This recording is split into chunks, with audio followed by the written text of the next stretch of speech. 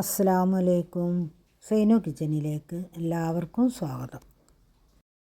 എല്ലായിടത്തും നല്ല മഴയാണല്ലോ. നമുക്കാണെങ്കിൽ മീനൊന്നും കിട്ടാത്തൊരു സമയം. പിന്നെ എന്നും നമുക്ക് ചിക്കനും ബീഫും പറ്റില്ലല്ലോ. അപ്പോൾ ഞാൻ വിചാരിച്ചു നമ്മുടെ കയ്യിലുള്ള ഇൻഗ്രീഡിയൻസ് വെച്ച് കുറച്ച് കറികൾ ഐറ്റം ഉണ്ടാക്കിയാലോ എന്ന്. അപ്പോൾ അത് ഉണ്ടാക്കുന്നത് എങ്ങനെയാണെന്നൊന്ന് കണ്ടു നോക്കാം.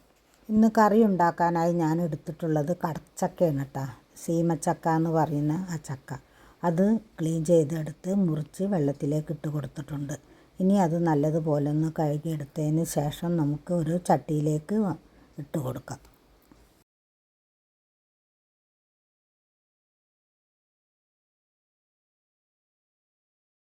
മുറിച്ചെടുത്ത ചക്ക എല്ലാം ഞാനൊരു ചട്ടിയിലേക്ക് ഇട്ട് കൊടുത്തിട്ടുണ്ട്. ഇനി അതിൻ്റെ കൂടെ തന്നെ ഒരു തക്കാളി മുറിച്ചെടുത്തത്, പിന്നെ ഒരു തൊണ്ടമുളകും ഒരു പച്ചമുളകും അത് ഇട്ട് കൊടുത്തതിന് ശേഷം കുറച്ച് പൊടികൾ ഇട്ട് കൊടുക്കാം.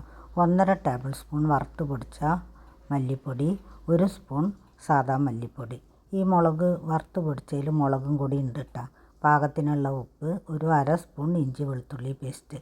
ഇതെല്ലാം ഇട്ടതിന് ശേഷം പാകത്തിനുള്ള വെള്ളവും കൂടി ഒഴിച്ച് നമുക്കിതൊന്ന് കടച്ചക്ക വെന്ത് കിട്ടുന്നത് വരെ ഒന്ന് കുക്ക് ചെയ്തെടുക്കാം.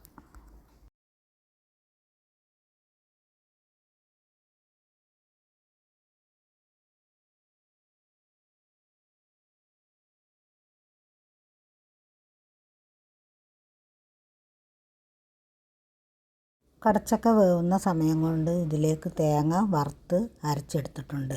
തേങ്ങയും പിന്നെ ഉള്ളിയും പെരിഞ്ജീരകവും കറിവേപ്പിലയും കൂട്ടിയിട്ട് നല്ലതുപോലെ ചുവന്ന നിറമാവുന്നത് വരെ വറുത്ത് നന്നായി അരച്ചെടുത്തിട്ടുണ്ട്. ഇപ്പോൾ നമ്മുടെ ചക്ക ഇവിടെ വെന്ത് കിട്ടിയിട്ടുണ്ട്.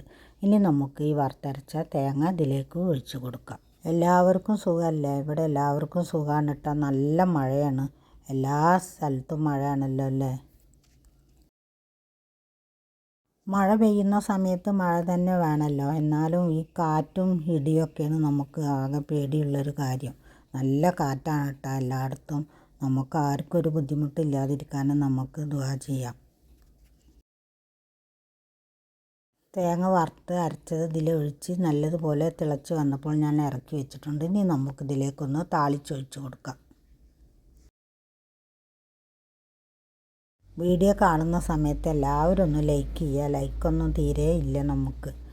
ലൈക്കും ചെയ്യുക. അതേപോലെ തന്നെ സബ്സ്ക്രൈബ് ചെയ്യാതെ കാണുന്ന കൂട്ടുകാരാരെങ്കിലും ഉണ്ടെങ്കിൽ ഒന്ന് സബ്സ്ക്രൈബ് ചെയ്യുക, കമൻറ്റ് ചെയ്യുക, ഷെയർ ചെയ്യുക.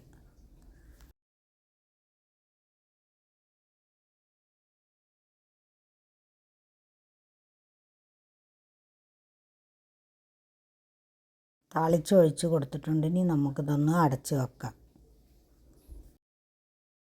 ചോറിനുള്ള കറി റെഡിയായി.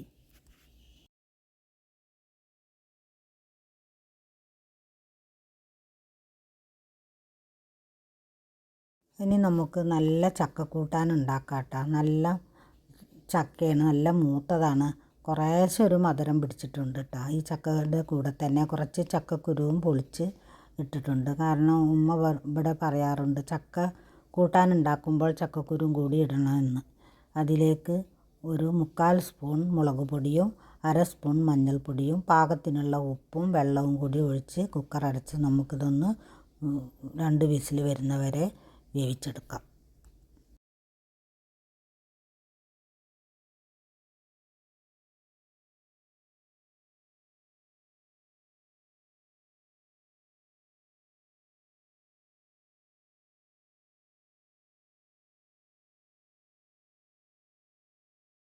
ചക്ക വേവുന്ന സമയം കൊണ്ട് ഇതിലേക്ക് ഒരു അരപ്പ് തയ്യാറാക്കാം. അതിനായി ഞാൻ 1 കപ്പ് തേങ്ങയും 4 വെളുത്തുള്ളിയും 4 ചുവന്ന ഉള്ളിയും 1 തൊണ്ടൻ മുളകും കുറച്ച് ജീരകവും കൂടി അരച്ചെടുത്തിട്ടുണ്ട്.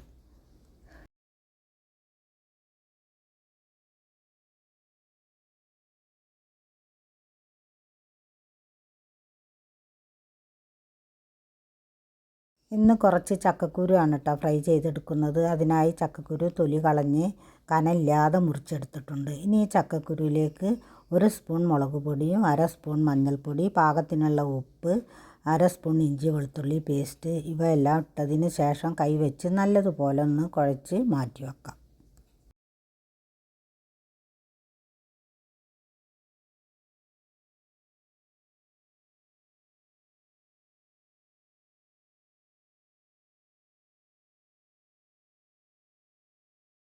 2 വിസിൽ വന്നപ്പോൾ ഞാൻ ചക്ക ഓഫാക്കിയിട്ടുണ്ടായിരുന്നു കേട്ടോ. ഇപ്പോൾ ഞാനത് തുറന്ന് നോക്കിയപ്പോൾ നല്ലതുപോലെ വെന്ത് കിട്ടിയിട്ടുണ്ട്. ഇനി നല്ലതുപോലെ ഒന്ന് കയ്യിൽ വെച്ച് ഉടച്ചതിന് ശേഷം നമുക്ക് ഈ അരപ്പ് ഇതിലേക്ക് ഇട്ട് കൊടുക്കാം.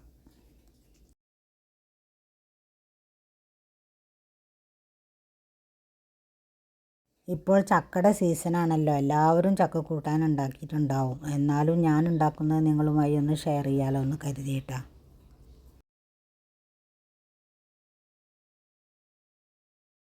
നന്നായി വെന്ത് ഉടഞ്ഞിട്ടുണ്ട് കേട്ടോ. ഇനി തേങ്ങയും കൂടി ഇതിലേക്ക് ഇട്ട് നല്ലതുപോലെ ഒന്ന് മിക്സ് ചെയ്തതിന് ശേഷം ഇതിലേക്ക് ഒരു തണ്ട് കരിവേപ്പിലയും കുറച്ച് പച്ച വെളിച്ചെണ്ണയും കൂടി ഒഴിച്ചു കൊടുക്കാം. ഞാൻ കടുക് വറുക്കാറില്ല കേട്ടോ, ഇതുപോലെ പച്ച വെളിച്ചെണ്ണ ഒഴിച്ചു കൊടുക്കാറാണ്. ഈ സമയത്ത് നമുക്ക് ഉപ്പൊക്കെ ഉണ്ടോയെന്ന് നോക്കാം കേട്ടോ. നല്ലൊരു അടിപൊളി ചക്ക കൂട്ടാൻ തന്നെ ആയിരുന്നു കേട്ടോ, കാരണം ഇളം മധുരം ഉണ്ട് ഈ ചക്കക്ക്.